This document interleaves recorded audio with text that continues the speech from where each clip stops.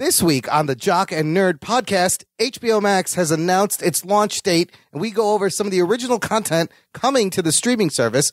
Meanwhile, Netflix's stock is soaring, and Quibi is trying to keep up.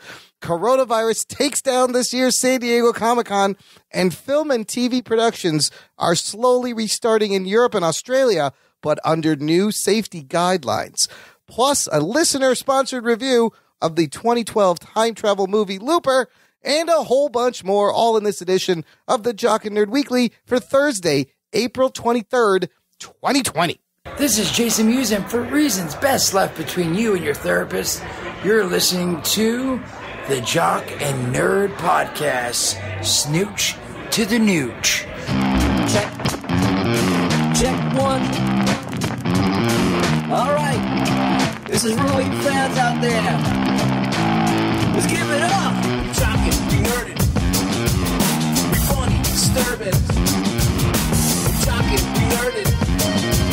We spoiler alert. Oh yeah. Jockin', we nerdin'. We funny, disturbing. Oh yeah. Jockin', we nerdin'. We spoiler alert.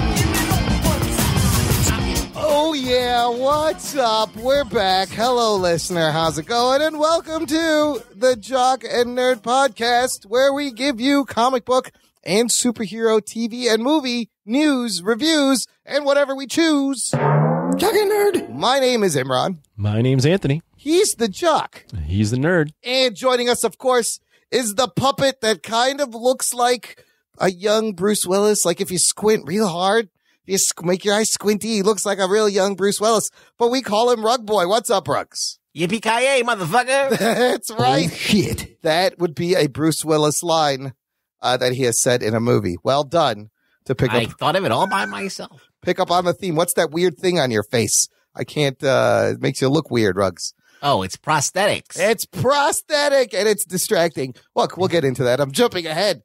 Guys, how you hanging in there? What are we like? What is this, week 6, week 7 of the fucking shelter? I think it's like 5 or 6 weeks. Yeah. I've lost track of time. And are you going crazy? This is crazy. This is crazy. This is crazy. I'm going a little bit crazy because there's nothing much has changed. There's still uncertainty here in Illinois. Pritzker just announced he's extending the shelter in place till the end of May, and everyone has to wear masks all the time. And I don't know. I got to admit, I'm lucky in that I still have my job and everyone's relatively healthy. Yeah. But I've gotten used to the new normal. Yeah. I because of the movies, most likely. Yeah, you adapt You've been quickly. watching lots of movies. Yeah. A lot of fucking movies. It's good to adapt quickly in these times. Like, you definitely need to be. I'm like jealous of Anthony. He's watching movies. He doesn't give a fuck. No. It's great. I'm about ready to give no more fucks. This is going to keep going. I did a Zoom power hour last week. Oh, how I do was one that? again. Yeah. I got real drunk. Oh, man. I've done those things. Yeah. But are you letting like a beard grow, your pubes, anything like anything different, long? facial? Like, are you like doing any kind of corona? Like there's a whole thing of like women letting their leg hair and their armpit hair grow out. So I was letting my beard, like I was going to grow a full-on beard, and then after about 5 or 6 days, it wasn't connecting fully on the sides, so it was like a long mutton chop, goatee, and then mustache, dirty mustache, and it just looked so dirty that I couldn't stand looking at it myself, so I had to shave it. Oh, shit. You could grow facial hair? That's promising. That's good to hear. Within like 5 days, I almost had like almost kind of a full beard kind of thing going on, except just I didn't like how I looked. It made me more depressed. I need a haircut, and I may just shave all my hair off. Just whatever. I know. What's the point? You especially, you're ready for it. Oh, you should go like bald, like with a bic. I might have to because I can't. I'm not cutting my own hair. They don't sell the Imran floaty shaved anymore. off everything, including his beard. He looked like Dr. Evil. No, yeah, and my eyebrows as well, like just everything, just smooth. Yeah, we got to get you a gray like suit and a cat. I'm gonna and do then that. You'd be Dr. Evil. You really? Oh my God! You really would look like him. I am going to work on my Halloween costume this year, which is because you have absolutely no forehead too. So your head it begins and ends at your eyebrows. Shave everything off and put a scar on. It'll be the most accurate version. version. You have no chin. You're Chince McMahon for sure. $1 billion. I like it. was texting Imran pictures of himself from long ago this week. Did you see those, Imran? I had long hair and I was all gangly, and it was very weird to see my college age self pop up back again. You were gangly? Well, I don't He know. was skinny at I was one a little point. gangly. What? Yeah. Yeah. Listen, when you don't eat and you just smoke cigarettes all day, that's what's going to happen. Oh, shit. That's So you you're get. still doing the cigarettes, Yeah, now yeah. just stop the eating. Yes. But that was Still doing cigarettes, stop the eating. It was Great. listen, that was my college body, and now I'm firmly comfortable in this quarantine body that I've built for myself. Yeah. I'm very comfy. I think we're going to stick with that and roll on through as the world is still on pause. All right. Pretty much any kind of improvement I've done on myself is completely undone with this quarantine. It's going to happen. What are you going to do? I'm just a gelatinous. I'm like those fat people in Wall-E that never get out of the chairs. Everyone have a Twinkie social right now for the coronavirus. Everyone hold up your Twinkie and let's get to the geek news. Yeah, bet. The Jock and Nerd Podcast. Good thing this eWin racing chair holds up to 400 pounds, listener. Get yours now. Use the code Jock and Nerd. Save 25%. It's been reinforced. It's been reinforced. I love that he laughs at his own jokes. Somebody has to. I'm pathetic.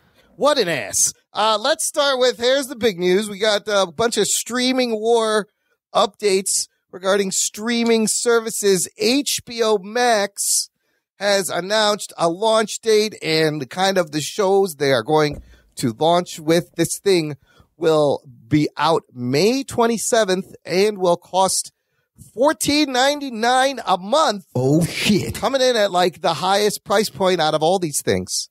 It's like, that's like higher than the high end of Netflix where you get 4 screens. So they're HBO, they think they're premium. What's on this? Well, they're going to have shows like Friends, The Big Bang Theory. They got the exclusive streaming rights to South Park, and a bunch of other things. And of course you can expect all the DC Warner Brothers movies, and a bunch of other stuff. All the HBO stuff, right? Because in Game of Thrones, Game of Thrones, Sopranos, yeah. Your whole HBO catalog and more.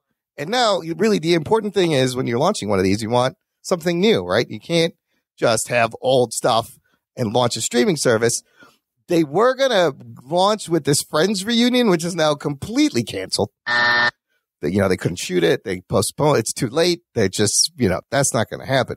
But last fall, J.J. Abrams signed this $250 million deal with Warner Brothers. And so he's got 3 shows getting set to air on HBO Max. One of them is called Overlook, which is kind of a spinoff of The Shining, Overlook being the hotel. So it's going to be more stories in the Overlook Hotel, more crazy things.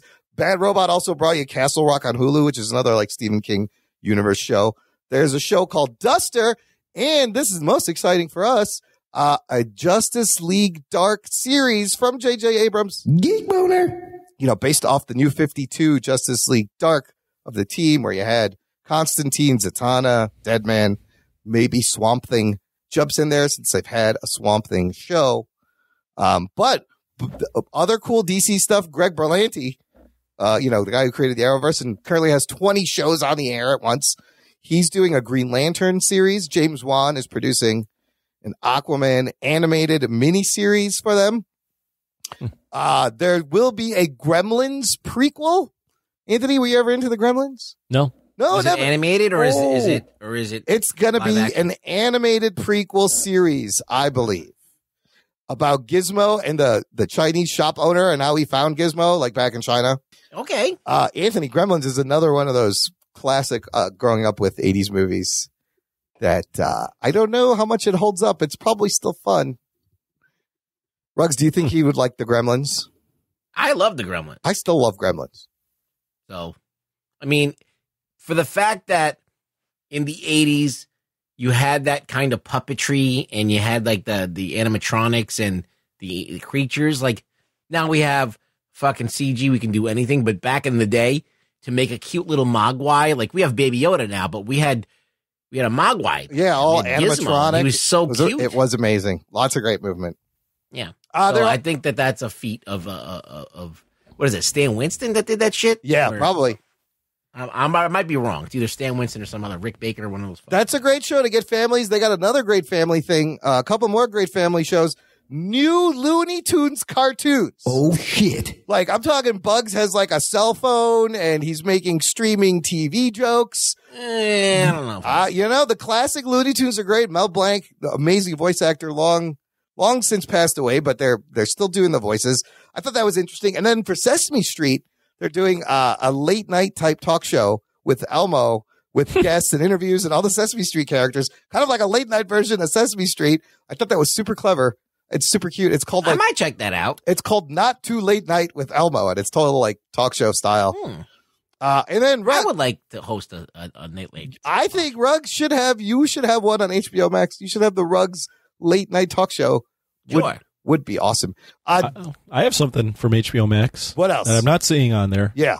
I'm just looking at their Wikipedia. Yeah. Which is the most reliable source on the internet. Of course it is. Anybody can.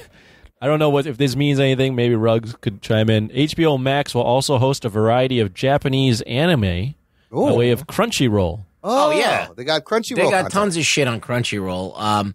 Let me just do a quick Google on Crunchyroll, what they have, and I can tell you if it's anything good. So they're going to fold in this whole anime platform onto this service. Like, they're promising 10,000 hours of content, and there's going to be a lot of shit to watch. Absolutely. So let's see what they got. Let's see. They got Attack on Titan. Well, that's good. Full Metal Alchemist, One Punch Man. Those are all good. My Hero Academia is really good. Death Note, One Piece, Naruto. Oh, I've heard of all of those. So they're all like top shelf shows that everybody watches. All on Netflix too, I believe. Yeah, so they're basically like cornering. They can't corner that market. They also have the same stuff. Yeah. And maybe some more different things that Netflix doesn't. They might have some exclusive, but yeah, all these things that Warner Brothers owns now, they can roll into here. Also, Dune Patrol Season 2 is going to be on HBO Max. And Ruggs, there's going to be a Dune TV show. Oh, shit. Dune the Sisterhood. It's a this is about the Bene Gesserits. companion series centering on the women. Jesuits? Yes, the women of Bene Gesserit as they navigate the political framework of the Imperium. Well, the Bene Gesserit are like these, not to get like the full Dune effect, but basically Dune is about human beings like way in the future after we've conquered space. And they find this thing called the spice. It's almost like space Coke. Oh, fun. And you ingest it and then it triggers, in certain people, it triggers like abilities. And there's a sisterhood of women that have honed this use of the spice and to kind of bring out these abilities to kind of be like these like oracles or whatever you want to call it. They could see things that other people can't see. And it's like this crazy mysterious order of women that kind of like pulls the strings of all the people politically in Dune. Ooh. So it could be interesting. It's like basically like they're superhuman women that like a society of women that kind of fucking like almost like a priesthood, but like something like that. Like, this Dune shit is so crazy. The show will be from Denis Villeneuve, who's doing the new movie. But apparently every time you talk about Dune, Ruggs, I feel like everyone just cops stuff from Dune and puts it in different things. Well, Dune is like this huge, it's like a ton of books. It spans like all this time, like thousands of years, and the generations of these families, they're feuding with each other throughout it's like, time. It's dense like Game of Thrones.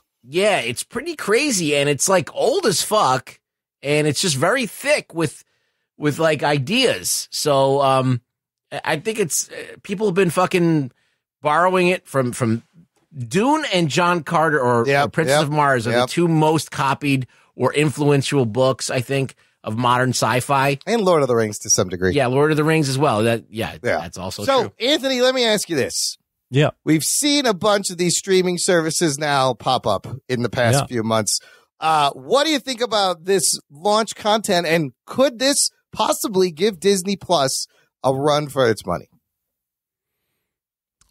We'll see. I think it can. I think Disney Plus is so niche. Like, although it's obviously widespread in terms of a lot of people like it, it is still aimed at kids, whereas this is trying to aim at everything.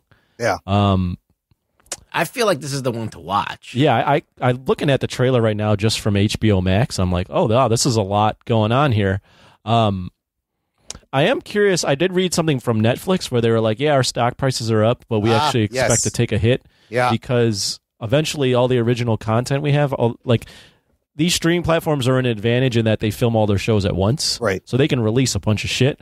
But they're like, eventually we're not going to have any more original content until this yeah. So like HBO Max, you're announcing all these things that are original. I'm wondering how much of that is still in conception phase and if any of these are actually finished. Well, just think about this. All right.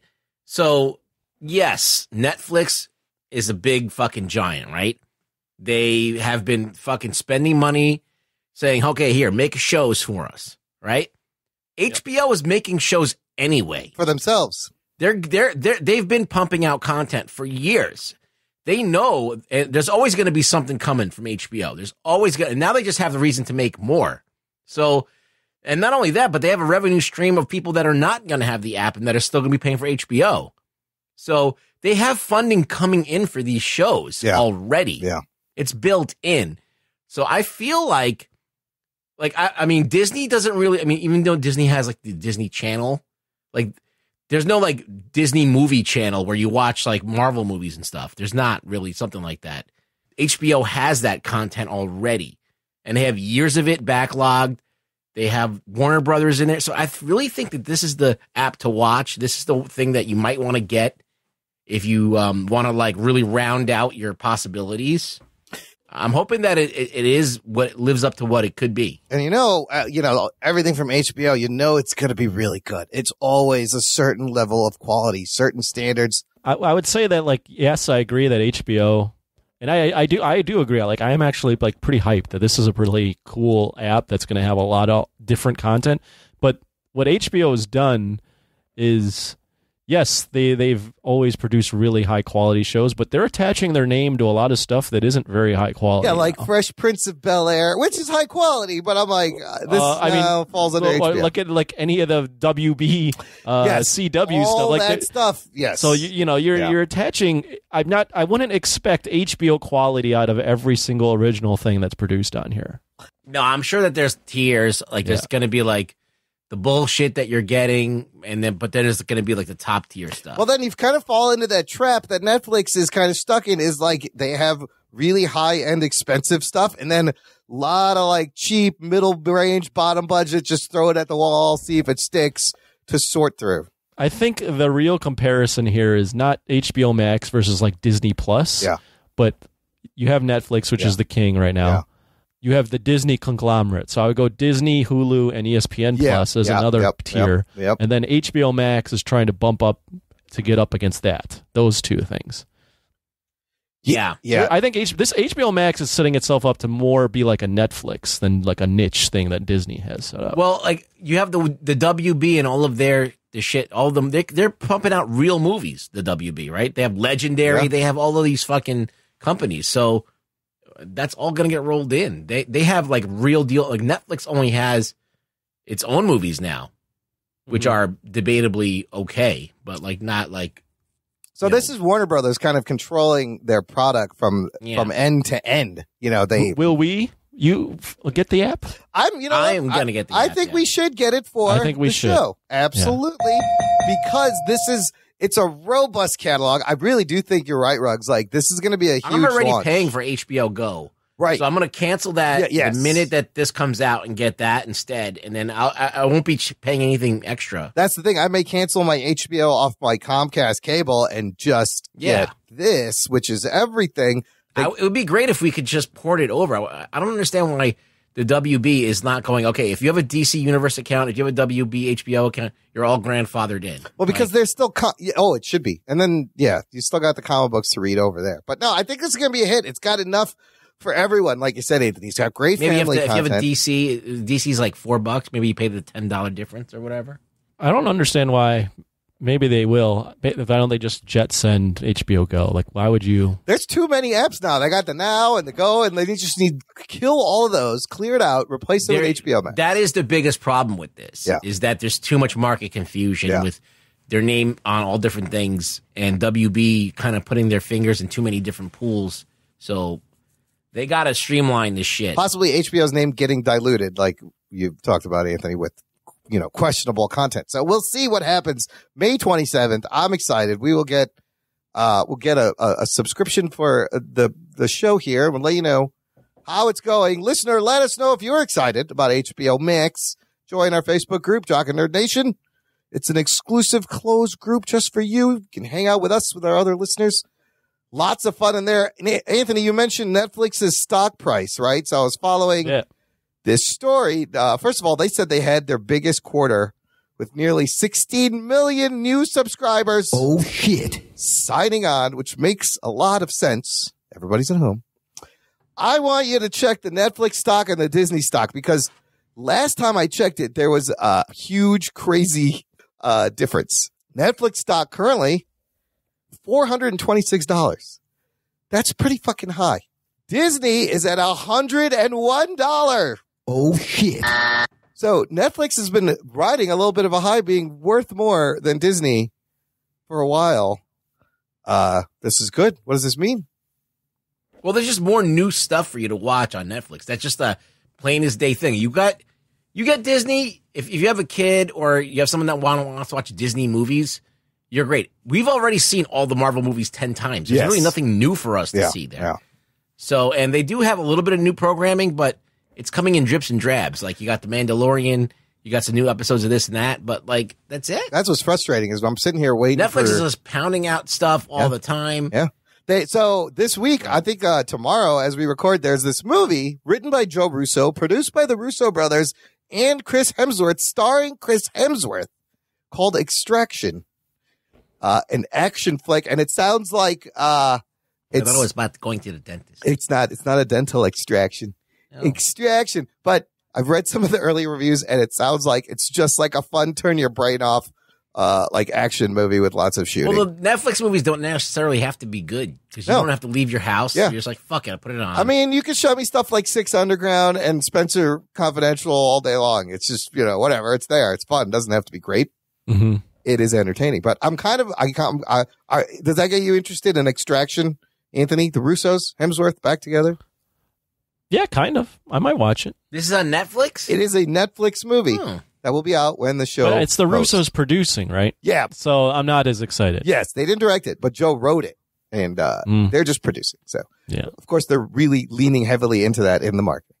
From the guys that bought you Infinity War, here's Extraction on Netflix. But I'll watch Hemsworth fucking shoot some guns. Why not? So Netflix doing big. Meanwhile, Quibi claims to have hit 2.7 million app downloads.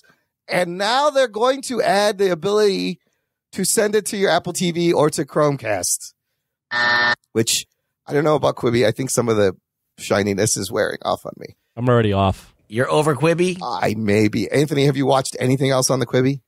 No, I haven't. And not because I don't think the quality is there. I have no interest in watching shit on my phone. I think especially now that you're at home when you can watch it on a TV, it kind of makes it a little bit harder to justify why am I just watching this alone just for me. Here's what I think is interesting. The HBOMax marketing and the logo, it's white on a purple background, just like Quibi. Oh, shit. I don't know why. I don't know if that was done on purpose. I will say Quibi has my new favorite show that I've discovered. It's called Let's Roll by this dude, Pete Greenhand. Oh, you told me about this, yes, right? Yes, it's amazing. Pete Greenhand is a joint rolling artist. He is a cannabis rolling master artist. So every episode he has a celebrity come over, he gets to know him, and then he makes him this fucking crazy smokable creation out of rolling papers and marijuana. What a huge waste of time. Let's smoke this. I just took 3 hours to make it. Yeah, exactly. So the first episode, Hannibal Buress goes to visit him and they smoke, and he's talking about Chicago and deep dish pizza. So this dude makes an 8-slice deep dish pizza out of rolling papers, actual size, filled with weed. Each slice is smokable. The cheese on top is like the dab marijuana goo oil. He uses that on top, and you could take the slice and fucking light the small end of the tip and smoke it. I can't think of a more stupid waste of time. Yeah! This dude. I'm like, what waste of people's talent and time sitting around making weed things you could smoke look like things. It's a huge waste of marijuana because he dumps like shit tons of weed in there just in this creation. You know all that's not getting smoked. I mean, I don't know. I'm an idiot, but like what? Anthony, I would check out that show. You'll learn something. What show? It's called Let's Roll On Quibi? on Quibi, which I don't know if I'm going to continue paying for. Well, you're not paying for it right I'm now. not right now, but after the 3-month trial. I was just looking at like HBO, like because they have an FAQ, and Yeah. it's like, what's going to happen to HBO Go, HBO like stuff on demand? Yeah, what do they it's say? super confused. HBO Now subscribers who subscribed through HBO Now and are billed directly through HBO will also get access to Warner Media's offering HBOMax. Okay. HBO will remain a standalone brand and service and will continue to feature award-winning services and movies. HBO Max is the new offering. I don't know. I don't It know. doesn't seem like it makes any sense. So if you have HBO now, you get HBO Max? Let me read it again because I don't really understand it. HBO Now subscribers who subscribe through HBONow.com are billed directly through HBO. Yeah. Will also get access to Warner Media's offering HBO Max. So I Okay. guess if you have HBO Now that's billed through HBO, you will have HBO Max. You're paying Right? them directly.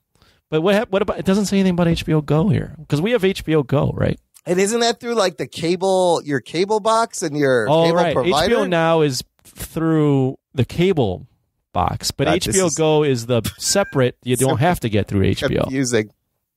Wait, what do we have? HBO Go is not tied into our cable. No, I think that's the app you pay for separately. Imran, you the one. I think I use yours. What do you have? Do you? I think Go is I think Go is the companion to the HBO that you're paying for in cable, and I think Now Is paying them directly. is like you're paying them directly to you don't have a cable company. You're just paying for HBO. Okay, so Yeah. Anthony, if you're using mine, it is the one where I pay the cable company and then they pay HBO. So it's Go Right. to take it with So you. you would call your cable company, cancel HBO Yes. on your cable. Yes. And then sign Jerk up. off. Yeah. Then call, and then you would go into the website, and then you would get HBO Max. It's clear the other play, HBO wants to be paid directly and not through the cable providers because they probably get to keep more of it, obviously. I wonder how many course. devices HBO Max will. Oh, 4? Well, 4. It should be 4. A lot of these are 4. For Netflix can do more. Hulu, I think, is 4. 4 on the floor. So, man, a lot of streaming shit to watch. Now for some bad pandemic, more cancellation news. San Diego Comic-Con officially canceled. That's the big one. That's the big one. It will resume next year. Never happened ever. First time in 51 years. Last year was the 50th San Diego convention. And Anthony, I'm glad you went in 2011 because it may not come back. I've never been. I've never been either. I've We never said been. if this is dead. How big is this, Anthony? Like, we're not going to be getting. Well, we can still get trailers. It's no G Fest, I'll tell you that. It's not not as cheap. How big disappointing. is it? What do you mean? How big Like, is how the big is it? disappointment? I mean, it's at this point, it's just we're just shooting like gut punches every day, or we're just throwing gut punches every day. At this Yeah. point, I'm like numb to any. It's true. Summer is basically canceled.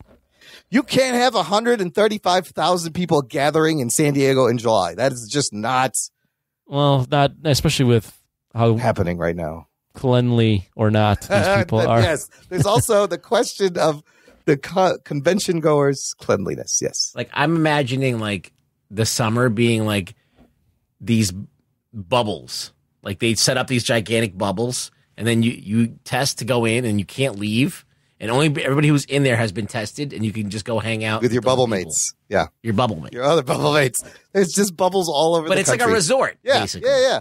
Do you think they will still, like, is there even any point in still releasing trailers and footage from upcoming movies like you were going to plan just online?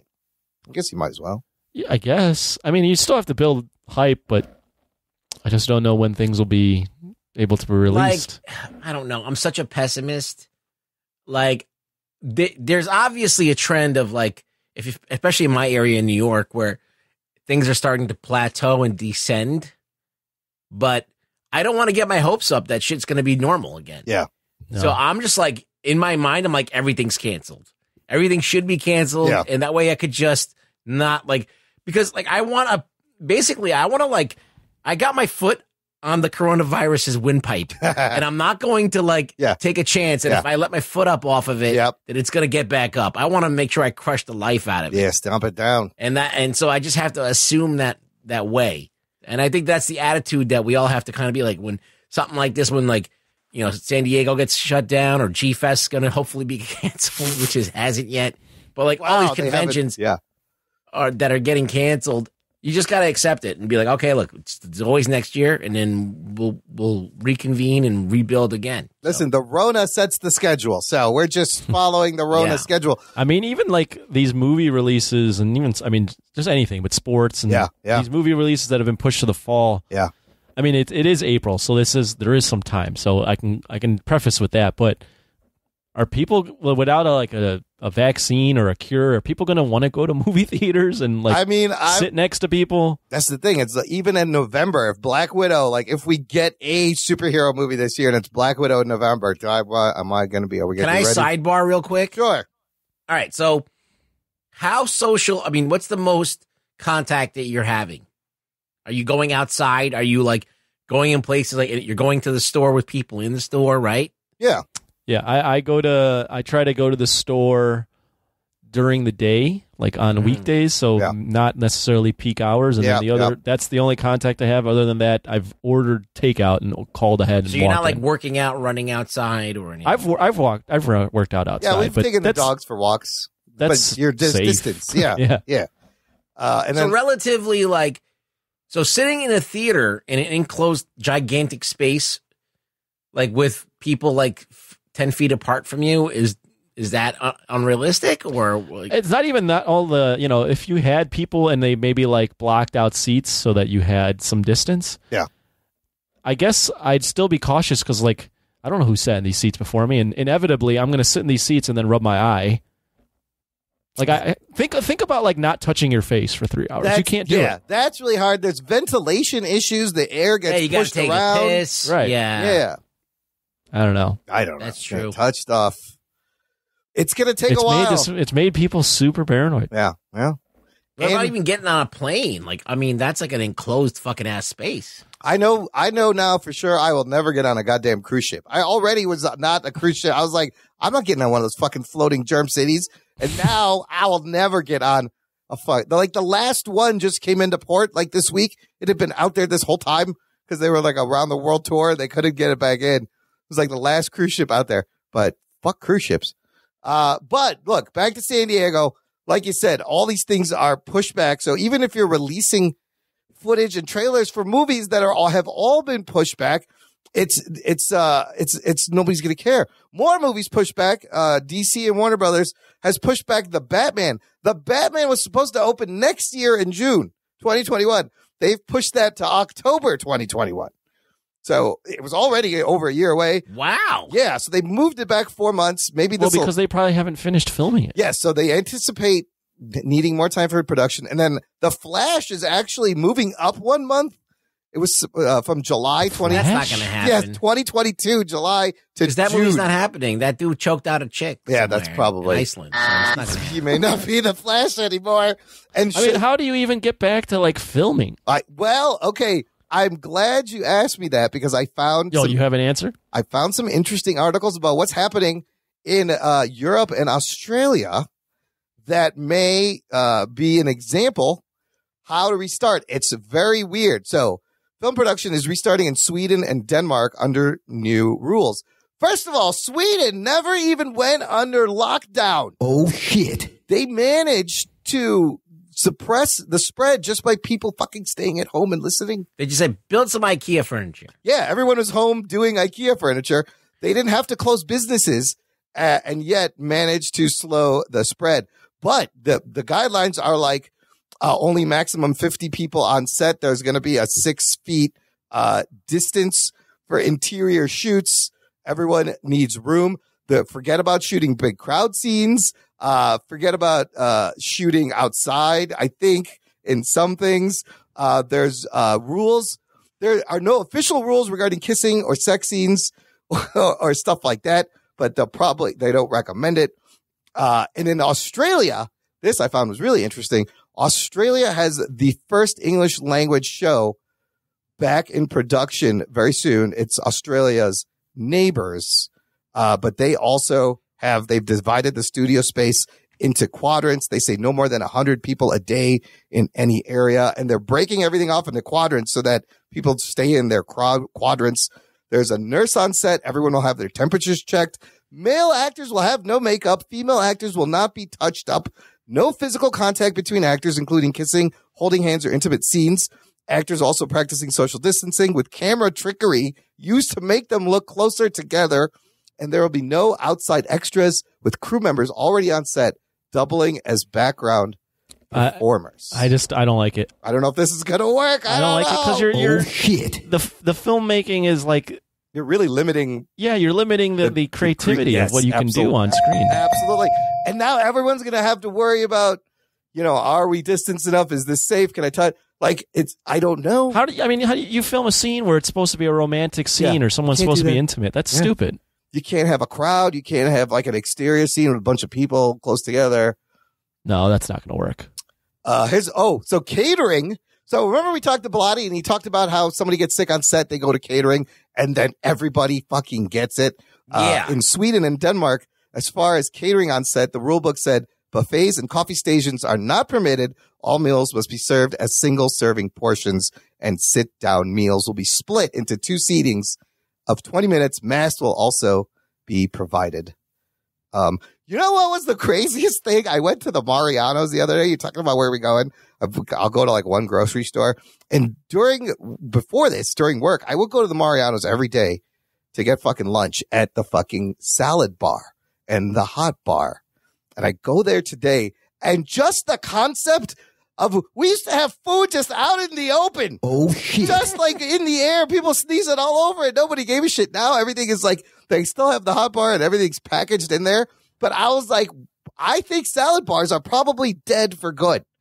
Like, how could you ever? They should be. Right? Isn't that fucking gross? Isn't that a weird thing to think that we had salad bars and nobody thought anything was wrong? The restaurant industry is gross, period. If you knew what was going on back there, you would never eat at a restaurant.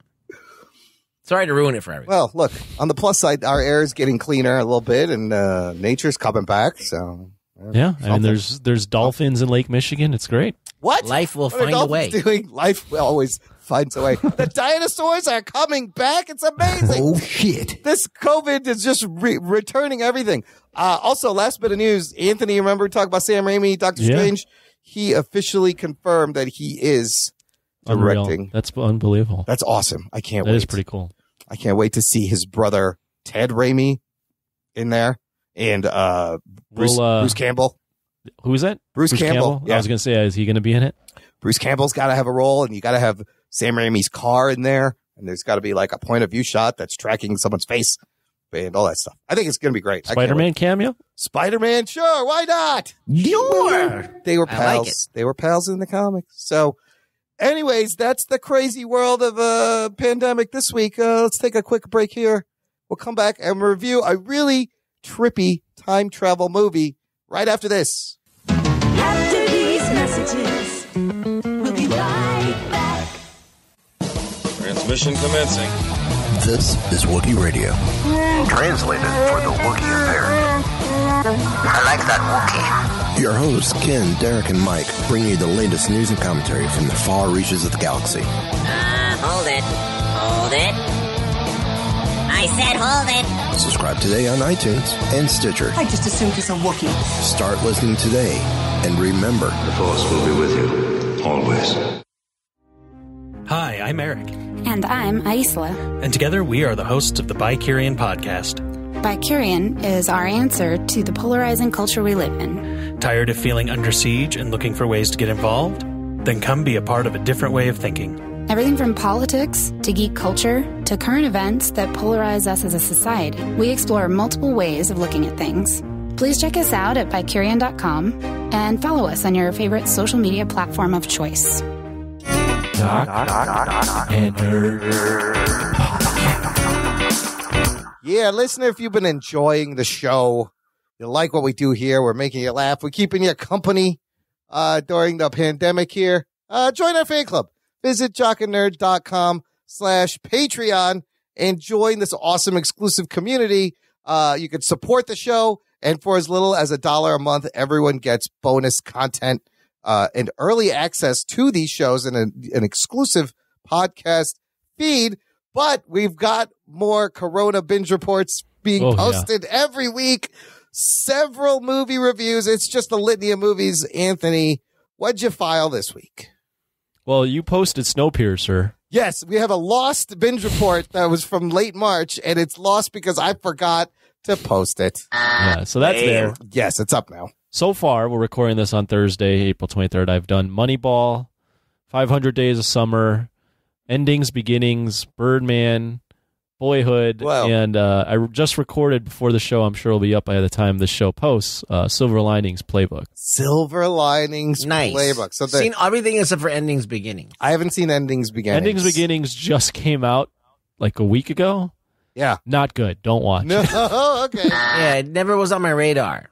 It's the movies is with Sebastian Stan, and Shailene Woodley and another 50 Shades of Grey guy. Yeah. But the whole concept is the movie's almost completely improvised. Oh, really? That's that usually ends up not working too well if you're not good at the end. Movie was not good. One of my friends recommended it to me, and I was like super pumped to watch it. I'm like, this is a new movie. No one's seen it. I can review it, be one of the first to review it. And I was like, this fucking sucks. Fuck that show. Gotcha. Fuck that show. Great, good tip there. So what's on the menu that's coming up, Anthony? Sorry. So I think I'm going to stick with like these 2010s Oscar-nominated movies. So like maybe The Hurt Locker, Zero Dark 30, 12 Years a Slave. Those are all kind of rolling around. Shape of Water, Pan's Labyrinth, maybe. Yeah. Those are great. Okay. You warmed up with JGL in the 500 Days of Summer, so we got you warmed up with the Joseph. Have you guys seen these movies? That I just I've seen everything. The ones that I did the reports on, except for the Beginnings one. Really? I've seen them all. Yeah. I've only seen Moneyball, and Birdman. I liked Boyhood. I heard is Boyhood good? Because I heard how I liked it because it was just a feat of filming. Like he had to literally film it every year. 12 years. Richard Linklater shoots this movie 12 years. You see this guy grow up. Have you seen it? I've not seen it. It is kind of trippy. See the kid grow up. Yeah, like this. It's not. I feel like that's interesting in itself. Yeah. And then the performances. Ethan Hawke's always great, and so is Patricia Arquette. They're both great in the movie.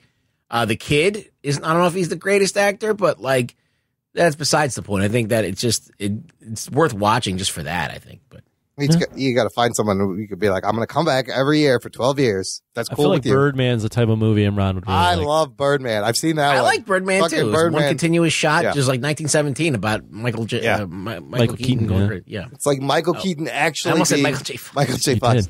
It's like a meta Batman movie.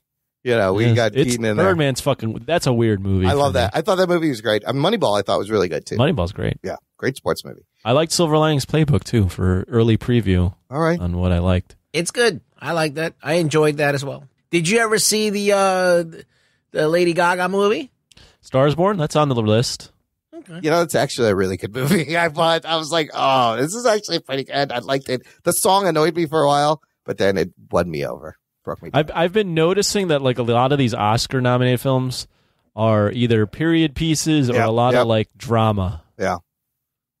Not a ton of action. Biopics. No, sometimes. none of these are action. No, it's never going to be an action movie. Because, well, the whole point of these movies is to kind of work on the script and like dialogue and feeling and emotional power of things, and action kind of, there's a lot of tricks to it. Right. You know, it's almost like a lot of flash. Look over here. So it kind of gets away with a lot of stuff. You know, they like crazy movies about the human condition. I'm still like figuring out if action movies deserve to get nominated or not. I'm still trying to figure out. Or do they deserve their own category? No, I wouldn't say they deserve their own category. It depends. If an action movie has enough of the actor in it going through different emotional journeys, and it can. I mean, Saving Private Ryan could be an action film. That's and it true. Could be. Well, but it's also that they love the period pieces. Yeah.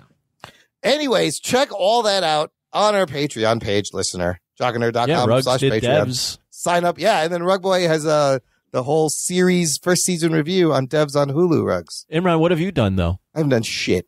Okay. Well, you post everything. But make I'm this going show. to post sometime soon my review of Sonny Chiba's The Street Fighter. Ooh, that's good. Oh God. It's fucking amazing. I can post. I haven't done it yet. But Host, Bong Joon-ho's movie. Oh, you watched The it? Host, yes, it's on Netflix. Oh, I love it. So I will do a Corona binge report on that. Talking nerd. There you go. I'll plug it again though. Ruggs's breakdown of how he breaks down movies. It's very good. Very good. It really made me think about how I should break down films. So. That's worth signing up to alone. Absolutely. I feel like that's way too much praise for that. Very good. You did good. You did Very good. good. Yeah. You did good, kid. You did good. Wow. Let's get into this week's movie review. Speaking of action movies, there's some action in here. It's a science fiction film. It's called Looper from 2012. Here is your spoiler alert. Sun's down into your eyes. It's too strange. Your face looks backwards. Yeah. So do you know what's gonna happen? You done all this already? As me? I don't want to talk about time travel. Because if we start talking about it, then we're going to be here all day talking about it, making diagrams with straws. We both know how this has to go down. I can't let you walk away from this diner alive. This is my life now. I earned it. You had yours already. So why don't you do what old men do and die? Why don't you just take your little gun out between your legs and do it? Boy. Before we get started, does anyone want to get out? Prepare to be spoiled! Do I have a choice?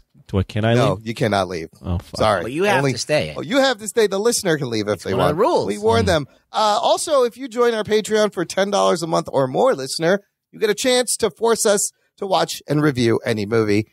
And this is one of those occasions. This review of Looper, dedicated to, sponsored by Jose Ibarra. Remember, we heard about him last week. He increased his support. Last week, we can't thank you enough. This is his second pick because he's been with us for 23 months. Oh, shit. Jose, thank you so much. His first pick was Willow.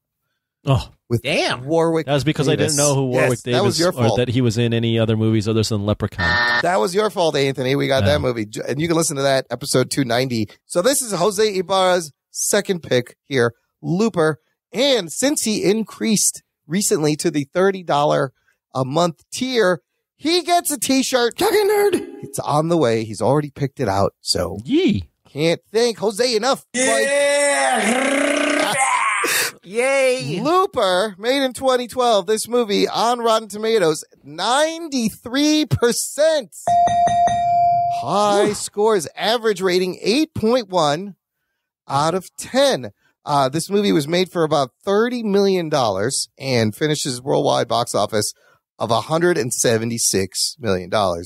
Not bad return there. This movie, written and directed by, you've heard of this guy, Rian Johnson. Yay! Yay! Every Star Wars fanboy's favorite director. But he also recently did Knives Out, which is a really good movie. And he did The Last Jedi. But this was the movie he did right before The Last Jedi, way back in 2012. Didn't do another movie until. So he did 3 episodes of Breaking Bad in between and 3 really good episodes. He did The Fly and Ozymandias, Rugs. So he. Yeah, I mean, he's got talent. He's not like not talented. He's got the chops. This is also his. Looper was his 3rd movie following Brick and the Brothers Bloom. And I believe Brick had Joseph Gordon-Levitt in it, who also stars in this movie. Starring Joseph Gordon-Levitt and Bruce Willis as older. That's Joseph Gordon-Levitt? JG. What? You didn't know? Too much prosthetic on his face? You thought it was young Bruce Willis? Yes. You think they de-aged Bruce Willis for the first half of the movie? Oh. JGL, Really? Bruce Willis playing older version of the Joe. Emily Blunt as the romance character. Paul Dano, who's always fun to watch. And then fun cameos from people like Piper Perabo, Jeff Daniels, bunch of other people. Piper Paraboo's boobs? Piper Paraboo's boobs are in this, yes? Piper Paraboobs. Piper Paraboobs, I believe is what they're called. Yeah, Piper's boobs. Anthony, this is the first time you've ever... How many puns can we do? Have you heard of this movie before? It's the first time you saw it. I've heard of it, yeah, of course. No, I haven't seen it until this point. Okay, well, give us the clean, fresh jock recap there. This movie's set in the future in a time where there's two timelines, 2072 and 2044. We're mostly sitting in 2044, I believe. And people from the future, time travel's been invented. They send people from the future back to the past to have them executed because in the 2072 future, it is illegal to, I guess, execute people and dispose of the bodies. There's really no good way of doing it, so they figured out just send them to the past and hire people to do it for you. These people that kill these people are called loopers, and Joseph Gordon-Levitt's a looper. You do this for money, and eventually you get to the point where in your career you have to kill your old self, and that closes the loop, and then you can go retire. And this movie is about him trying to kill his old self, and he realizes his old self doesn't want to die, and there's a bunch of mysteries that unravel, including a kid with telekinesis. Yes, that's kind of just added on there a little bit, but yeah, very twisty, time travel-y, interesting movie here. I like playing the game where we figure out if Anthony liked the movie or not. Ruggs, what do you say? We're in the game right now. Yes. We're in the game. Everybody who's listening is in the game, too. Okay. So you guys place your bets. Ruggs. And we'll go from there. Tell me if you think Anthony liked the movie, and then give me some opening thoughts on this Looper. No, I'm not going to tell you what I think. Okay. Because I don't think he liked this movie. Okay. I think that he likes aspects of this movie, but I don't think he 100% loves this movie. Okay, that's my feeling. Okay, I'm gonna go. I was kind of feeling the other way, and I think you actually may have enjoyed this movie with the crazy twist at the end. Just because I don't know, it's entertaining and the filmmaking is good. Anthony, did you like this movie? Did we hit spoiler alert? Yes. Okay, spoiler alert. All right, there you go. I liked aspects of this movie. Yeah. I liked it, but I think the ending for me makes the movie kind of fall apart. Yes. Okay. The time travel, it's the same sort of thing as Terminator, except it's quickly established, and we can get into it later, that what they're trying to pull off it doesn't make any sense. Yes. So, okay. No, and they break their own rules. They break their own rules. They break their own rules with the solution to the problem in this movie. You can argue if you create your rules, you follow them. I think you could get away with breaking them if it cleans everything up. The first time I saw this movie, it has a great opening scene that you're not expecting. That it's hard when you watch it again because you kind of know what's going to happen.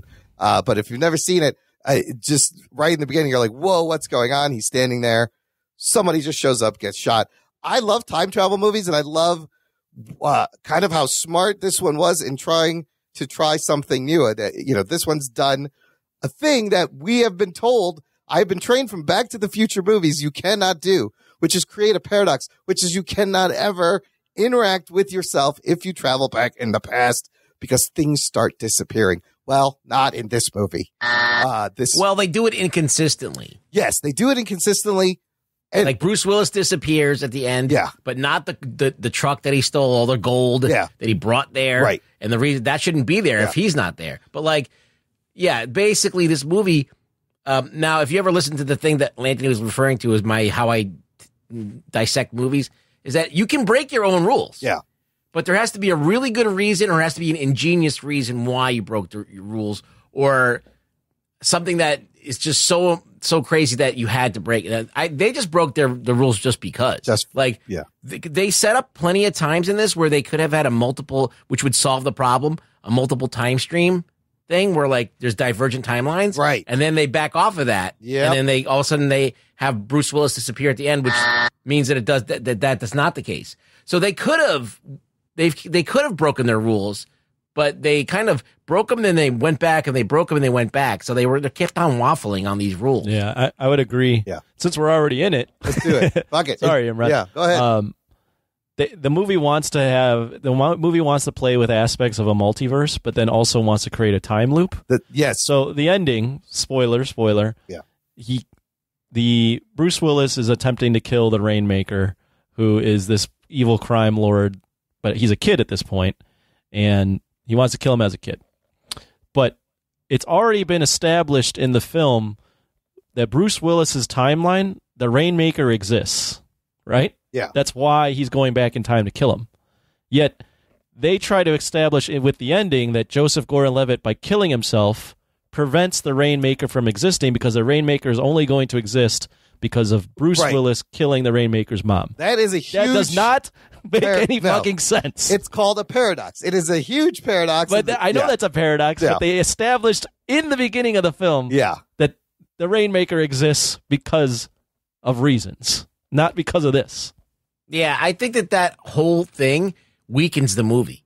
I think that if they just made it about Bruce Willis not wanting to die and wanting to live his life because he's just a fucking badass and doesn't give a fuck. Right. Like, this is what I would have done. First of all, if you're one of the things that drives me crazy is like, okay, we can't kill people, in the future because, of reasons. Like, the bodies can be tracked. We just don't kill people in the future. They could be but tracked. they kill his wife right in front of him. Right. Well, but they burn down the whole place to kind of cover that up. Well, then why they can't burn people down in the future? Like, why do they need to use the time machine then? It doesn't make any sense. It is a plot hole. So, yeah, it is fucking huge plot hole. So Ryan Johnson doesn't like to think when he writes things. Yeah. That's all he has great ideas, and the ideas in this movie, the concepts are great, but he just doesn't know how to stick the landing. Yeah. And he doesn't know how to edit out things that are actually hindering the movie. So while I really respect, this is my opinion on this, I really respect this film for taking $30 million and making such a crazy, cool sci-fi movie. And not only that, but extracting a decent performance from Bruce Willis, which he doesn't do anymore. And, all of those things are there. I mean, the prosthetics, I don't know. I don't really mind it that much, but it wasn't necessary because Joseph Gordon-Levitt, he performed Bruce Willis, even without really that. Well. He did. Yeah. So that wasn't unnecessary. He doesn't really, you could tell he doesn't really know how to edit his ideas or when to go, no, I don't need that. Yeah. He doesn't. He doesn't know that. But he doesn't Knives Out for some reason. That's like his newest movie. He made a bunch of other fucking movies and now he made that. So it's his newest movie. It's his best movie. I would say so, yes. Yeah. Let me actually, Ruggs hit on a point. Sorry, Imran. We're just going to not let you talk ever. Go ahead. You might start coughing pretty soon. That's fine. I'll be gargling something. But I think the ending, they're trying to create this loop, but I think the ending works better. What they're kind of getting at is that Joseph Gordon-Levitt's character is a selfish guy and finally realizes, hey, I need to do something not just for myself. And that's a brilliant theme. Right. That's a brilliant theme. So just stick with that and have him kill Bruce Willis and be like, you know what? This isn't my future. The Rainmaker may or may not exist if Bruce Willis kills him, but it's wrong to kill a kid. So I'm going to fucking kill, it's wrong to kill someone for crimes they haven't committed. Yeah. That would be a stronger thing, and the movie still works. But the whole, I kill myself, I make the Rainmaker never exist. This is the reason why I'm killing myself. Bruce Willis disappears. It doesn't work. It doesn't work with what Ryan Johnson established as the rules. I mean, you got Bruce Willis killing kids, which is crazy. And then that's great. I like that. He erases I like that it went there. Yeah, I love he went that. there. But him killing himself at the end it makes your head hurt when you start thinking about it, because then none of that stuff that they showed us ever happened. But the old Joe cannot be the reason the Rainmaker is there, because the Rainmaker is the reason old Joe is there. I watched an interview with Ryan Johnson about it, and he was like, well, it's the old chicken or the egg theory. It is a little bit. It is. I was like, it is, but it isn't, because you established in this timeline that the Rainmaker existed without that having happened. So how did that happen the first time? Right, the first time. Yeah. Yeah. Look, overall, structurally, I will admit that the first two acts of this movie, I feel like they're paced really well. They're very stylish and cool. And then when they get to the farm with Emily Blunt, the whole movie just slows down and almost becomes a separate That's movie. what happens. Yeah. I think that he could have gotten away with more if he kept the pace up. Yeah. And you're entertained and you didn't have time to think about all this shit. But you did. Yeah. And you got bored. And then you can't, once you get bored with a movie or you're like, oh, come on, where's this going? And you want it to pick up and it doesn't really doesn't really stick the landing, you start to think about like why. Because I remember I went to the theater to watch this, and I was like, oh, a fucking cool new time travel movie. Yeah. Bruce Willis is in it. He was in 12 Monkeys. He was in a much better time travel movie, if you ask me. Yeah. But like, I'm down to see this movie, and then I didn't remember shit. And usually, if I don't remember a movie after I've seen it, like it means it wasn't good. And I was like excited to watch it because I was like, why wasn't it good? I was like, why didn't I like this? Why didn't I go back and watch it again? And then I realized that while I was watching it, I'm like, oh, this is why. I'm like, it is cool. He did a lot with $30 million. Yeah. I got to give him that. Yeah. He did get a great performance out of the actors. He did like Emily Blunt like wasn't on my radar until I saw this movie, I don't think. So he did like bring a lot to the table. But it just the whole thing about you can't have a sci-fi movie be a classic if it doesn't at least structurally work. Yeah, structurally it does kind of fall apart in the end. And Emily Blunt is great, but all of a sudden there's romance and they bang. And then even the whole TK mutations, the fact that people have telekinesis powers, is just like tacked on for there's no real like reason. Anything to that. And the kid is kind of like a kid from another horror movie that all of a sudden is like killing people. It's just. I mean, I don't mind that it's out of left field in a way, but like it was just to make the Rainmaker badass. It wasn't like germane to anything else. If they would have had other loopers that were using that stuff or whatever, it would be cool. But like they don't. Anthony, what'd you think of JGL's performance? I thought he was pretty good, despite having a very distracting face. Did that prosthetic distract you at all? I thought he was awesome in this movie, first off. Yeah. He didn't really, even with the prosthetic, look like Bruce Willis, in my opinion. Yeah, it wasn't necessary. But he acted like him, I thought. But I will say, I thought the prosthetic would distract me, and then within maybe like 10 minutes of watching the film, I was like, that's his face. Yeah. It didn't bother me at all, actually. It bothered me in the beginning, but then you totally forget about it by the end. By the way, that is called, anybody know the name of that? It's called a philtrum. Oh, shit. What's that? What was it? The little divot ridge between your nose and mouth. Well, he had like called a prosthetic on his nose, the bridge of his nose to make it more like a Roman nose. Yeah. And then he had the philtrum. Well, because Bruce Willis has a very specific long philtrum, if you look at his face. I thought he resembled him enough, but then he really channeled a young Bruce Willis in that performance, which was fun to watch. Even I read somewhere Bruce Willis was also impressed. He's like, damn, that you look like me. You're acting like me. It's crazy. But yeah, he was. I just accepted it as his face. By the end of it, his face. He's making that. Yeah. He's making that I smell of a fart look too, right, Ruggs? At one point, yeah, he does that. He does the fart. He does that fart a lot. Acting.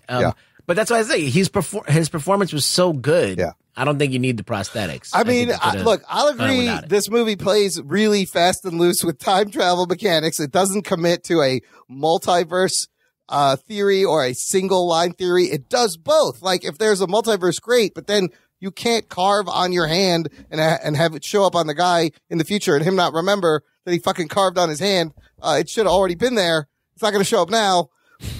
But I feel like the filmmaking overall kind of saves the movie experience overall. It is good. Like I'll get like, not only do you have time travel, but you throw in telekinesis, you throw in killing kids, you have good performances from Bruce Willis and JGL.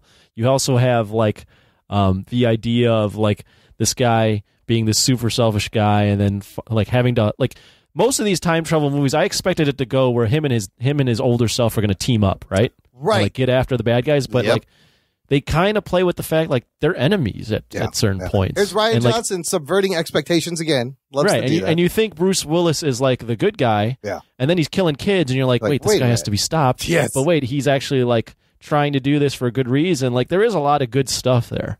But if he's breaking the loop at the end when he shoots himself, how does the loop get started? Well, look, that's the thing. It makes my head hurt. There's a lot of things that do work really well in this film. There's a lot of stuff like the themes and the ideas are great. It's just how he brings them home and ties them together are a little bit flaccid. They're floppy. Yeah, it's close to being a really great time travel sci-fi movie, but it's very good at this point. They got an eye drop drug, which seems to be, that's very popular now. They got that in Westworld too, where you take drugs by dropping eye drops. I've never seen this. Can you smoke weed that way? Is that a thing? might have to try that. Probably. I don't know. I probably try. should not. Break open one of those fucking oil things. Yeah. And throw it in your eye. I probably should not be dropping THC. Put it in your butthole. Oh, can you do that? Oh, that's a drop. Just now. got me excited. But yeah, overall, I mean, there's some fun stuff he does. If you notice, there's a lot of cloud motifs in the movie. Like, you know how when he puts the cream in the milk, it focuses on that. It looks like a cloud. There's dust clouds. It all ties into this Rainmaker plot point, Rainmaker motif. There's even a duster that's making rain that she has. So do you agree that it should have a 90% on I don't know. That seems a little high for the critics. What was rating. the average critic rating? 8.1. Oh, wow. It's about, I don't know. It's about. Well, you know, people, I mean, it's a newer kind of thing. Like, no one's ever done it the way he's done it. Yes. It's an original sort of idea. On a time travel trope. I feel like he's got a lot of great things going in this film and with the acting and stuff. And so I think that a lot of people just forget about the other stuff. Yeah, I think that it can sidestep all the fucking paradoxes by all the good things going. It kind of gets away with it. But this is by no means perfect film or even close. No. And it could have been with just a little bit of that tightening up, but that third act just kind of fucking slows everything down. It's a little sloppy. But the crazy hook twist at the end, you're left with like, oh, fuck, wait a minute. Oh, none of that. Wait, what's going on? And it's just like a mind fuck at the end. So that makes you forget the sloppiness you just seen. Do you trade the fact that it's the great redemption story or like a story of a guy realizing he's a selfish prick and his whole life's not going to amount to anything and making a choice? Is that enough to save this film in your eyes? What do you mean? If they change the kid and the Rainmaker? Is it enough for you to ignore the problems? He's saying what happened in the film. You could still ride the theme of like the guy realizing that there's more to live for than just himself. I think it is. I think it's enough to save the film. I think it's enough. There's enough meat there. Obviously, 90% on Rotten Tomatoes. A lot of people probably went along with that. Yeah. What do you guys think? But not me. What do you guys think? No, let's rate it then. Do you think the acting and the theme save this movie? Anthony, what would you rate Looper? I'm going to give it a 6.5. Oh, shit. Okay. So I liked it, but I would have given it a higher score, like a 7.5 or 8 if they would have stuck the landing, but it really bothered me that was the ending. And endings are hard. We see this time and time again. First 2 acts are fucking great, and then the third act, it's so... I think in Knives Out, he nails that third act. Yeah. You know? And it's surprising. Because, again, that movie is structured the same way. Halfway through, you think you know what's going on, and then he just fucking turns everything on its head. Just like here. Ruggs, what would you give Looper? This has a lot of things that I love about movies occurring. Yeah. You have a director who wrote the movie. So it's coming from a singular source. vision. Yeah. It's got a vision. Yeah. Okay. He fucking did it. He filmed it for hardly any money. All right. So this is a very kind of personal thing for him. Yeah. He tried to bring something new to the table. He had problems with breaking his own rules and kind of things happening unnaturally. And it should be an 8 if it worked out perfectly, but it didn't. So I'm going to drop it down to like a 7. Oh, all right. Yeah. Okay. That's still positive. No, I feel the same way. I love time travel movies. I love always seeing a new take, you know, whether it's a movie like Primer or Time Crimes, or we did Predestination, Edge of Tomorrow. This one does all that, and it has its own spin, and Rian Johnson's vision is great. But agree, the end of it kind of gets sloppy. I'm going to give it a 7.75. Just almost made an 8. And it would have, if it could have just cleaned a little bit of that up and made some more sense. Yeah. But I think it kind of gets away with breaking its own rules to a degree. Definitely an interesting movie, fun to talk about, fun to think about. So thank you. It's up to you to decide whether you want to go with it or not. Yeah, I would agree. I think that every individual will have a different score for this, just because there's no wrong answer on like, yes, I don't think the time travel, the rules work, but some people, a lot of people obviously think the themes are more important, or just the overall entertainment value is enough to be like, or they maybe even think it works. Who knows?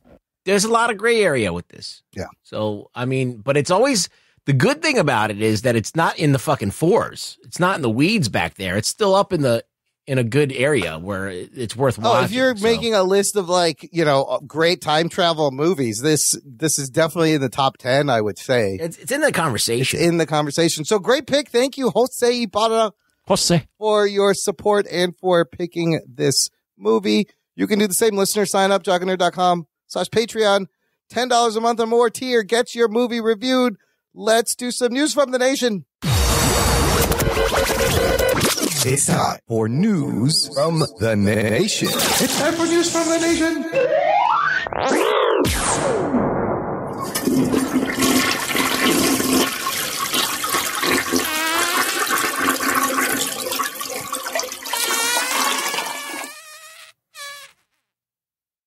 My balls was hot. My butt's hot. Your butt, that was a warm one. This is where we get comments from you, the listener, from our Facebook group and emails. So the last Patreon movie review did, guys, remember 2 weeks ago, Raising Arizona for Wes Cranford, our buddy from Australia. He wrote in saying, hey, thanks for picking my movie. I knew Anthony wouldn't like it, and I agree with Ruggs. It's not for everyone. I like it. It's quirky, but this isn't a top 10 of mine. I picked it because I thought it would be divisive. Anthony, if you're interested in the old spy genre, 3 Days of the Condor, he says it'll be dated and slow, but it's quality, and Odessaphile is great, and I think stands up time-wise. This is a weird shift. He goes from Raising Arizona to spy movies. To spy movies. I don't know why. Maybe he said something about spy movies. Oh, I don't know. I think it's probably because he just noticed that I'm watching a shit ton of movies. Yeah, he threw 2 more for you. And then he finishes saying, hope you are all safe and enjoying the global pajama party. Love you heaps. Thanks, Wes. Talking nerd. Thanks for writing in. That's right, dude. Put those movies on your list there, Anthony. David Zika, earlier this month when everything was getting shut down and theaters were getting shut down, we were having the discussion about theaters, which we've had every week because we don't know what's going to happen. He put up a poll in our Facebook group asking the nation, when selecting your movie theater trip, what factors control your decision of which theaters to go to? And you were able to pick 3, and we have results for the poll coming in at number 5, sound quality. All right. Number 4, they choose by a specific title you want to see. Number 3, a closer theater location. Number 2, convenient movie start time. And the number 1 factor when selecting a movie theater for the nation, comfortable and reclining seats. He forgot something really important. What's that? That you could pick your seats. Oh, being able to pick seats. Yeah, that made a huge impact on which theater I go to. So is that your number 1 thing you think of? Yeah, I want to be able to buy my ticket and know what seat I'm sitting in, and not have to worry about getting there on time. I can roll right in. I can skip the fucking previews and just go into my seat, and everybody can fucking move out of my way. Anthony, when my seat. When we had movies in movie theaters, what was your number 1 factor? Well, how would you pick the theater you went to? Closest theater location. Yeah, that's mine is always the theater by my house, and then what's playing there. Right. Oh, I will go out of my way at least 15, 20 minutes to go to a theater that has awesome seats, good sound quality, good picture quality, and that you can choose your seats. Choosing your seats, I think we could just assume that most theaters do that anyways. They just started doing it like the past year. Oh, over there, over by you? Really? Well, no. I mean, it's not a common thing that you could choose your seats. I found it to be pretty common now. Maybe it's just the AMCs that I've been going to. I think they started doing it like the past few years, and now it's like caught on to like the other theaters. There's some small independent theaters that you can't do that still, but it's just, it's like that one theater or one off that's been there for a long time. But all the major ones, you know what I also thought was interesting, there was a story out there. Fandango bought the streaming service Vudu from Walmart. Oh shit. So that's telling. What are they thinking? They're like, maybe theaters are going to come back. We need to be able to sell something. We're going to sell tickets to watch your movie on Vudu. So there's that move going on. I don't know. Zika says him and his wife, they pick by if there's something specific they want to see. That's their first factor. So it's just interesting. He also asked, should we invest in drive-in movie theaters in a COVID world? Drive-in everything? And I had the same thought. Why? This should be a boon time for drive-in theaters. You're safe in your car. Everyone's in their little bubble, in their little cubicle. You're distanced. Have you either of you guys seen a drive-in movie? You know what? I saw one years ago in Wisconsin in Door County, just one time. No, I've done it one time. Yeah, it's an interesting experience. I don't know if I necessarily liked it, but it was interesting. I would rather watch it in my house. Yeah, Anthony, did you watch the movie? Or you just make out the whole time? A little both. Yeah, see? That's what happened. The movie. Well, I think I've done it twice actually, but the concept is like, you're still watching it through like your window, which is weird. Yeah, but they have the audios through your speakers. Yeah, so the sound is real good. Yeah, and then you can order food or bring food. Well, see, I don't know if you could do that right now. You could bring food. I think you could bring food and just open drive-ins. I think it's a safer way to watch movies and maybe bring it back. Bring back a little bit of Americana. I want to go to another drive-in. They're just not around anymore. No, there was one in the burbs of Chicago, I think. Yeah, I think there's only one around here, and then there was like one up in Wisconsin. So good stuff. Let's end with a little bit. Make sure you clean your windshield. Yeah, make sure you wipe it down with Windex and alcohol wipes and Tito's vodka. Yeah. Let's finish with what are we watching? Has anybody, aside from Anthony and all the movies, Anthony, have you watched anything else? Yes. So I might have been talked about in the group, but there is the 98 Chicago Bulls documentary that I've been watching called The Last Dance. Yes. It's on every Sunday. It started this past Sunday. It'll be another 2 episodes releasing when this airs or when this is dropped. So we'll be 4 episodes in, but it's the Michael Jordan and the dynasty of the Chicago Bulls. They had unprecedented camera access that season, and they're releasing all those episodes. 10 episodes total, I believe. They're releasing 2 a week. And two a week, yeah. I watched it too, and holy fuck, is this good? Wow, amazing. Shit. I mean, I didn't know shit, but even I knew Michael Jordan. Like, I remember clearly, like, I wanted the shoes, and a buddy of mine made me do a drawing, a pencil drawing on Michael Jordan when he was popular. But the access and the stuff I'm hearing on this is crazy. It's stuff I'm sure nobody knew. I didn't know like a whole Scottie Pippen thing, and he got paid like shit when he's like the number 2 guy. Yeah. But apparently, like later they made up, and he actually made more than Jordan in the long run, which is another article I read. But yeah, there's a lot of things that happened back then. Not to make this too sporty, because we never talk about sports. I'll talk about this. It was so good. But a lot of things that have happened during that season and during that time period would never fly now. Like, Scottie Pippen would have been traded for sure. There would have been no way that people would have let a GM just break up a dynasty like they did. There's a lot of things. Yeah, the relationships are crazy. But watching those old clips of him is also fucking insane, because you forget the crazy shit he did. Like, he's on the outside. There's 4 guys in front of him. He takes 2 steps and he's up at the fucking basket. Oh, shit. I was like, oh my God, look at that. Like, it is, I've never seen anybody do that. It's amazing to watch even now. Mm-hmm. It's like a fucking superhero. Yeah, I mean, I grew up, those teams were like, I was 8 to 11 years old. Like, that was a big part of my childhood, watching those games. I remember the first year they won, and they fucking flipped cars over and set them on fire and shit. That's what you should do when you win. It was a big deal. Oh, shit. Only the first one, and then the other 5, it was like, oh, this again? Whatever. No problem.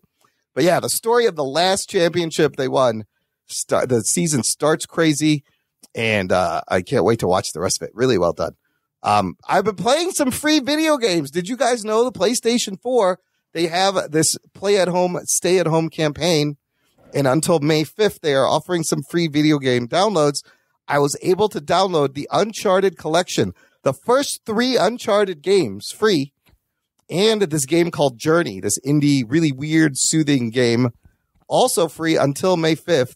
Rugs, I would check it out if you need some free games. I love Uncharted. I started playing that. It's a lot of fun. It's like playing an Indiana Jones movie. Yeah. And then Journey is this really weird, soothing, like platformer adventure. There's no dialogue, and you're kind of playing this Jawa from the Star Wars. This character, it's faceless. He's got a shroud on, and you're walking through sand, and there's these structures, and even the sand. It's so beautiful because sometimes it reflects like water. It seems like you're underwater, but you're not. But it's just sand, and it's just a weird game because it doesn't really tell you what to do. Feels like a bag of sand. You just feels like I felt boobs. Sounds like those It sounds like Limbo and those games that I like. And it's got a really like mellow soundtrack, and you're just kind of walking around trying to figure out what the fuck you're supposed to do with this little Jawa character. So I don't know. That's what I've been doing. Free games. Check it out. I want to play some games, but I haven't had a chance. But as far as what I'm doing, I am not really watching as many movies as I thought I would and watching as many shows as I thought I would. I still got to get caught up on so much stuff. I got to watch Better Call Saul. But I did catch 2 episodes of this week that are basically like cliffhangers to next week's shit, and I can't wait for all this shit to go down. Westworld this week was fucking phenomenal. That was a good one. And there was a great action sequence in it, and shit's going down, and now I'm like really like I'm all dialed in now. Like all the setup is about to all the shit's about to hit the fan. Yep. So I'm great on that. And then Clone Wars, finally Ahsoka Tano she meets up with Anakin, gets her lightsabers back, and she's now squarely in the sights of Darth Maul. Oh, shit. And shit's about to go down. So I am fucking pumped for these 2 new episodes that are coming out this week. And hopefully I will get to watch some more movies and have something to put on the binge reports. Street Fighter is coming up. I want to hear. Not the Jean-Claude Van Damme one, the Sonny Chiba one. I'm going to have to watch that movie again and then listen to your review. That one will be fun. Dude, like, I can't wait. I forgot how fucking just ridiculous this movie is. Like, it's a Japanese film, right? And it is like, I don't know if they were trying to be more misogynist than any other film, but they did it. Jeez. Right? Like, Terry Tsurugi basically just grabs women and just starts like fondling them and making out with them like against their will, and like it's on he's the hero of the movie. It's on Netflix, you said? Oh, it's on Amazon Prime. Amazon Prime. Okay. Oh, it's so bad. Like he's doing his best Bruce Lee impression. Yeah.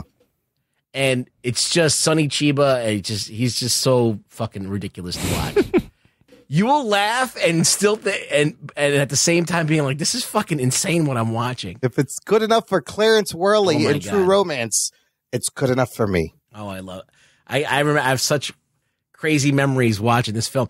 Remember the guy that he fights in there's this one scene where he goes to like the dojo and takes on the guy who runs the dojo, and, like in front of all of his disciples. Yeah. And the guy is literally like, this guy is like a foot shorter than him and fat and old. And it's just fucking funny. You got to watch it. There you go. Street Fighter on Amazon. I can't wait to finish it. I got to watch the end of it. Oh, you still watching it. I'm going to check that out. Last thing before we're done, I got to say special shout out to a podcasting buddy, Michael Emke. He runs the Weeby Geeks Network, which we are on, and hosts 3 shows, Weeby Geeks, Mighty Marvel Geeks, and Wookiee Radio. And we support each other on the Patreon. So their show supports our Patreon. We support the Weeby Geeks Network. He sent me a nice little gift for being a Patreon member this week. It's these 2 really cute Bluetooth speakers by this company called Bitty Boomers. They're like the pop culture licensed Bluetooth speakers. So one of them is a little Spider-Man egg, and one is a little Chewbacca head. Geek boner. And they're actually pretty loud. And they're really small. So I wanted to say thanks. Check out his shows. It's a very nice gift. Bitty Boomers. It's very smart. It's like Funko Pops, but with Bluetooth speakers and licensed characters. Cool. You guys want one of these? I got 2. Okay. Yeah, whatever. No, I'm keeping both. I'm keeping both of them. Okay. Fuck you guys. You can pair them together too. Stop talking about them if you're not going to give one. You want one? Right? You want the Chewbacca? You can have the Chewbacca one. No, I'm keeping them. They're too cute. Anthony, any final words this week? How are people supposed to remain sane in fucking week 7 or 8 of this lockdown? How are people to remain sane? Yeah, I'm about to lose my shit over here. You got to start jacking off with other like different hands. Do the stranger where you sit on the hand. The stranger, yeah. I guess this is more that's appeals a good to men. idea. Maybe take a banana, eat the banana, Vaseline up the banana, put it in the microwave, then fuck the banana skin. Okay. Never mind. That's really creative. And then you can freeze the banana for other uses. Yeah. All right. All good tips for pandemic. I don't have anything from for women. I'm sorry. Jock and Nerd Podcast. Rugs, where can the listener find you? You can find me on Twitter at ReallyRugBoy, where I have just got a new follower. Oh, fun. Oh, one. It was it's Harry Knowles from Ain't It Cool News. way. Started following. The original geek himself, huh? Yeah, the original geek who started this whole fucking shit that we're doing. Man, Ain't It Cool News back in the day was the spot to get your information. He's a disgraced man who has been Me Too'd because of his perversion. Oh, shit. He's like Harvey Weinstein, but he's following me now. So it's like Harvey Weinstein's following you. That's amazing. I'm not proud of it, but at the same time, he is responsible. Like, I can't lie and say that he's not, because he was the site. His site was the site to go to get scoops. It certainly was, and it still looks the way it looked like in 1995. I don't go there now. No, I don't go there now either.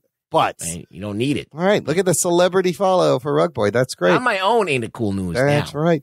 Also, check out the show notes for this episode, jockandnerd.com/325 for links to all the bullshit we talked about, how to support the show, how to get in touch, how to subscribe so you never miss a show. Thanks for listening. Share the show. Word of mouth. Spoil the show. Spoil the movie. Spoil the rod. Spare the baby. Share the show. Word of mouth is the best way to help us grow. Beat your kids. Beat your kids and tell a person, listener. Just tell one person. That person will tell a person. And then there you go. Then we take over the world. Yeah, Corona's ruining the show. I know. I can't say spread it like a virus or let's be communicable diseases. Like, it's taken all the humor. Those are all the jokes I had to get to. The point is, thanks for listening. Stay safe. Stay healthy. We'll see you next time. And I fucked up the whole ending. Should we do the actual ending? No. What's that? Yeah, do the ending. Thanks for listening to the Jock and Nerd Podcast. My name is Imran. Make sure you don't edit that out. My name's Anthony. I won't edit it out. He's the Jock. He's a nerd. We'll catch you next time.